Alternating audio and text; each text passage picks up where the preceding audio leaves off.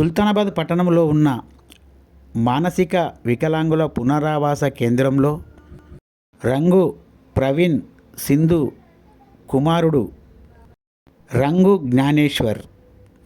జ్ఞానేశ్వర్ మీడియాతో మాట్లాడుతూ, ఈరోజు నా పుట్టినరోజు సందర్భంగా మా అమ్మ నాన్న రంగు ప్రవీణ్ సింధుల ఆదేశాల మేరకు సుల్తానాబాద్ పట్టణంలో ఉన్న మానసిక వికలాంగుల పునరావాస కేంద్రంలో నా జన్మదిన వేడుకలను ఘనంగా నిర్వహించుకొని వికలాంగులందరికీ బిర్యానీ భోజనం ఏర్పాటు చేసి అన్నదానం చేశాను.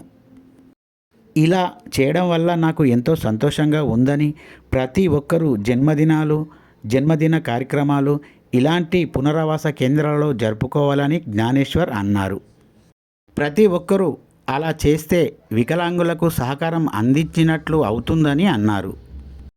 ఈ కార్యక్రమంలో వజ్జ శ్రీనివాస్, వజ్జ సతీష్, జట్టి సాయి చరణ్లు, ఇతరులు తదితరులు పాల్గొన్నారు.